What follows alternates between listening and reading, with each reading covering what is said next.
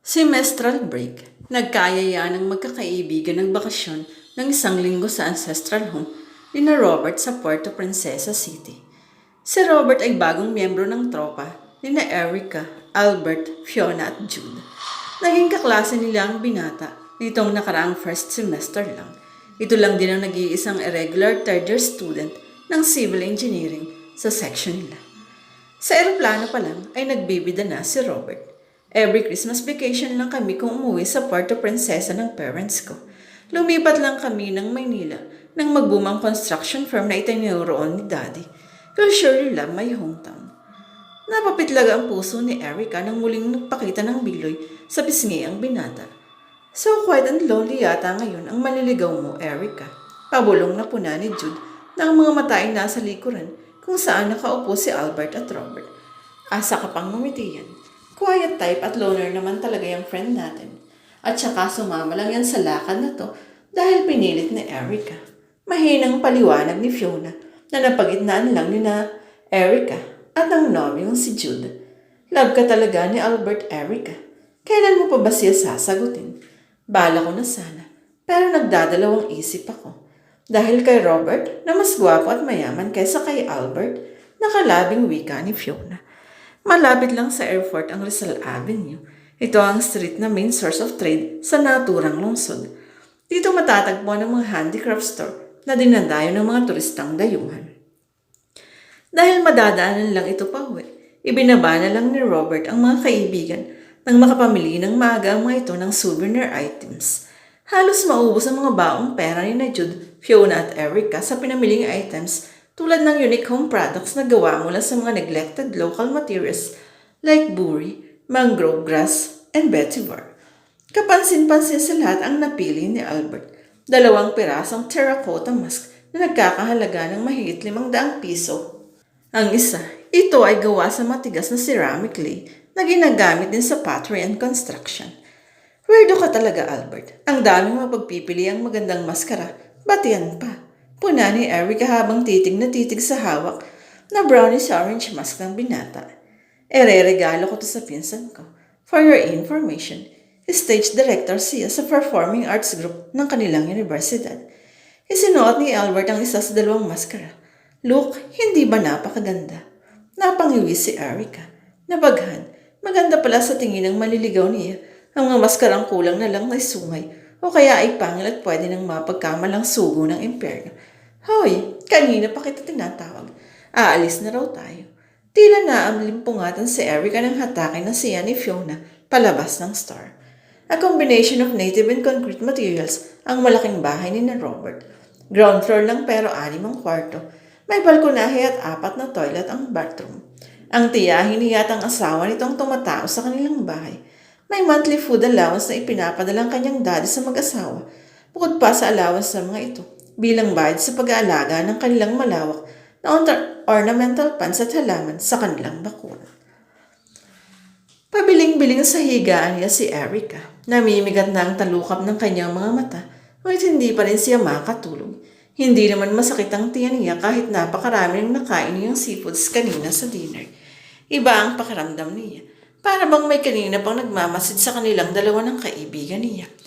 Fiona, pukaw niya sa paghihilik ng kaibigan. Umungo lang ito at tumagilid patalikod sa kanya si Fiona. Napakislot siya nang makarinig ng kaluskos sa kisame.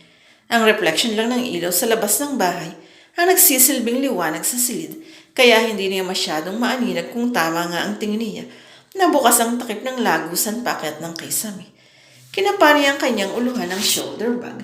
Kinuha niya sa loob ng bulsa nito ang lagi niyang baong penlight. Dalidali niyang pinailawan ng lagusan. Nagimbal siya sa kanyang nakita. Naamblimpungatan si Fiona sa kasisigaw ni Erica. Sinisikap niyang kalasin ng kaibigan sa mahigpit itong pagyakap sa kanyang leeg. Nabulabog ang lahat. Pinaturn on ni Robert sa tiyahin ng mga ilaw sa buong compound at pinakyat sa tiyahin ng kisame sa silid ni Erica upang ma-check. Hindi pa rin makakapagsalita si Erica sa takot kahit napapaligiran na ito ng buong tropa. Ilang sandali pa ay bumaba na mula sa kisame ang matandang lalaki. Ipinahid ang brasong may hawak na flashlight sa mukha niyang puno ng pawis at agyo. Walang tao sa itaas, baka namamalikmata lang kayo, iha. Ano ba talaga ang nakita mo, Erica? Kanina pang paulit-ulit na tanong ni Fiona, pero nananatiling ayaw sagutin ng kaibigan. Mabuti pa ipagpabukas niyo ng pag-uusisa. Papagpahingan niyo muna si Erica. Suwestyon ng tiyahin ni Robert. Ibinigay nito ang dalang basong malamig na tubig sa dalaga. Matamlay pareho sina Erica at Fiona habang namamasyal ang tropa sa Puerto del Carmen. Isa Lanzaros's main tourist destination. A 10-minute trip from the airport and the 6-kilometer beach. Ba't ba pati sa akin ay ayaw mong sabihin kung ano talaga ang nakita mo kagabi? Saka ba't parang iniiwasan mo na ngayon si Albert? May pagtatampong tanong ni Fiona sa tahimik pa rin kaibigan.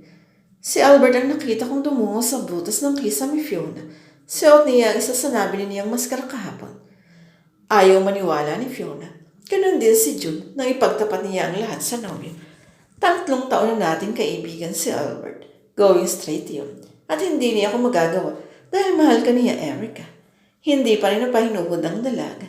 Lihim na ipinaabot ni Jude sa kaalaman ni Albert ang dahilan ng biglang pag-iwas ng dalaga sa kanya. Hindi ako yun, pare. Magkasama tayo sa kabilang room, di ba? Pumangon lang ako at nag-CR. Paglabas ko'y wala ka na sa higaan mo. Lumabas ako ng silid para hanapin ka. Nakita kitang binabayo mong pintuan ni na Erica. Kaya dumali rin ako at tutulungan ka sanang sirain ang pinto. Pero dumating agad si Robert at ang tiyuhin nitong may dalang susi. Aminado si Jude na nagsasabi ng totoo ang kaibigan. Minabuti ng tropa na ilihim na lang kay Robert at sa mag-asawang caretaker ang lahat. Pinalabas nilang kunigon nilang iyon ni Erica. Sinuportahan ng magnobyo si Albert nang magpaliwanag ito kay Erica. Bago kami natulog kagabi, nagpatulong ako kay Jude sa pagbalot ng 2 maskara para kako pag uwi natin sa Maynila ay iaabot ko nilang ito sa pinsan ko. Malungkot na ipinakita ni Albert ang beautifully wrapped na box sa dalaga. Bilang patunay, bubuksan ko na lang uli ito. Nang akmang pupunitin ni Albert ang wrapper, ay sinansala siya ni Jude. Totoo ang sinabi ng kaibigan natin, Erica. Ginapos ko nga ng husto ang box with scotch tape para masild ito ng mabuti. Halatang hindi pa rin kumbinsido si Erica, ngunit kahit papano rin nabastan ang pangingilag niya kay Albert. Muling sumigla si Robert nang malamang hindi natutuloy ni Erica ang maagang pag-uwi sa Maynila. Sinikap naman ng dalaga na makalimutan ang mga nangyari at enjoy din ang bakasyon nila sa lugar na iyon. Sabi nga, a vacation in Puerto Princesa will never be complete without visiting its famous underground river. Doon dinala ni Robert ang mga kaibigan. Hindi na kayanan ng tropa ang anyaya ng malamig na tubig sa ilog na iyon. Unexpectedly, sa kupling bahagi ng ilog ay naligo ang apat. Naiiwang mag-isa sa bangka si Erica. Kahit naka-t-shirt din siya at naka-shorts, ayaw niyang lumusong. Hindi siya masyadong sanay lumangoy tulad ng mga kaibigan. Nalibang siya sa pagkakarirahan ng langoy ng magnobi sa tubig. Panay din ang sulyap niya kay Robert at Albert na halatang nagpapakitang gilas sa kanya sa pamamagitan ng patagalan ng pagsisid sa ilalim ng tubig. Maya-maya lang ay nawala sa paningin ni Erica ang 2 binata. Lumingali nga siya. Ang magnobyo lang nakita niyang lumalangoy sa babang bahagi ng ilog. Biglang lutang sa tubig ng lalaking nakamaskara. Nagulat si Erica at napatayong bigla. Gumewang-gewang ang bangka kaya tuluyan siyang nahulog sa tubig. Agad na din nakuma ng maskaradong lalaki sa braso ang nagsisigaw na dalaga at mahigpit siyang niyakap. Sa pagsisikap na makaalpas, marami nang naiinom na tubig ang dalaga. Lalo pa siyang kinilabutang ng maramdamang kinakagat siya ng lalaki sa leeg. Ubod lakas niyang sinipa ang lalaki. Nabitawan siya nito, pero hindi pa siya nakabawi ay may yumakap na uli sa kanya. Pikit mata na iyong pinagsusuntok. Erica, si Jude ito.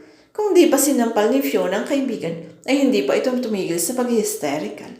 Siyariting paglutang ni Robert, magkatulong na muli nilang isinakay sa bangka ang dalaga. Nasa pangpang na sila nang makita nilang umaahon na ng tubig si Albert. Anong nangyari? Inataka raw ng isang maskaradong lalaki si Erica.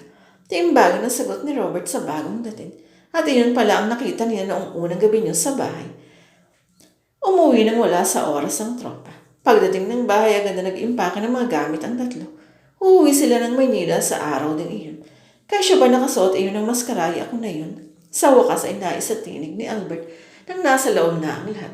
Maraming nagmamay-ari ng maskara sa lugar na ito. Di akong may isa sa atin ang gusto akong sirain kay Erica. Walang pasabing dinaluhong ni Robert si Albert at inundayan ng suntok. Balandra ang huli at sargo ang dugo sa ilong. Namagitan ng magnobyo, inawat ni Jude si Robert. Si Erica naman ay sumiksik sa isang sulok. Shock pa rin. Sapo ng isang kamay ang bahagyang nasugatang liig dahil sa kagat ng maskaradong lalaki. Ano bang tinutukoy mo? Bulyaw ni Robert kay Albert. Ba't ko guguluhin ang bakasyong ito gayong mga bisita ko kayo? Ikaw ang nananakot. Gusto mong umuwi agad si Erica sa Maynila. Alam kong takot kang mapaibig ko siya pag tumagal pa kayo rito. Diba, ha? Galit na nag-impake na rin ng gamit si Albert. Pagkatapos ay walang paalam na nilisa na ang bahay na iyon. Nang wala na si Albert ay agad na inilabas ni Jude ang gift sa kanyang bag. Lihim kong kinuha ko to sa bag ni Albert kanina. May nais lang akong tiyakin. Dali-daling pinulit ng binata ang wrapper ng gift at kinuha sa loob ng box ang dalawang maskara. Alin dito sa dalawa ang lagi niyang suot kapag tinatakot ka niya Erica. Natigilan ang daliag. Palipat-lipat ang sa mga maskara. Matagal muna bago ito humagulhol. Awang-awa ang magnobyo sa kaibigan. Marahil nasaktan ito ng labis ang makatuklasan ng isang pangit na ugali ng lalaking muntik na sanang mahal. Sakay na sila ng barko pa uwi ng Maynila nang maglakas loob na magtapat si Erica. Wala sa dalawang maskara ni Albert ang suot ng maskaradong lalaki. Kimbal ang magnobyo. Si Jude ang unang nakabawi. Galit na tinawagan niya ang sipi ni Robert na nagpaiwan sa bahay nito. Ang galing mong umarte, Robert. Pasigaw na bungan ni Jude. Ikaw pala at hindi si Albert ang nananakot.